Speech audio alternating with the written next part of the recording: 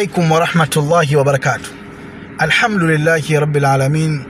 Tumshukuru Mwenyezi Mungu Subhanahu wa Ta'ala kwa kutuwezesha kufika katika jiji la Zanzibar, na hapa kama mnavyoona niko Michenzani, majumba mnayaona nyuma.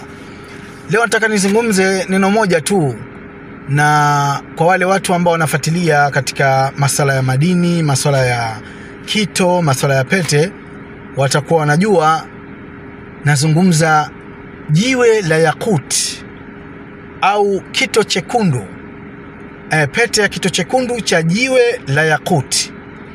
Kwanza tujue yakuti ni nini.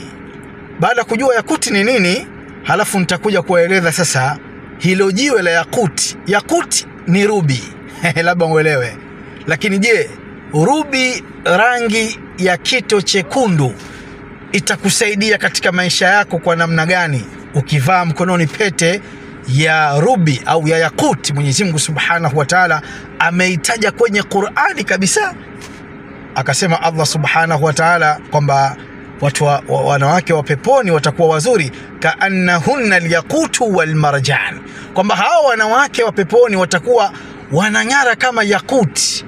Hiyo yakuti ndo nitakuelezea sasa ina faida gani kwa mwanadamu, hilo jiwe la yakuti, na unaweza kulitumia vipi jiwe la yakuti na ukaweza kufanya shughuli zako ukang'ara kutumia yakuti. Cha msingi tu nifuatilie biidhnillah tabaraka taala, video inakuja leo inshallah.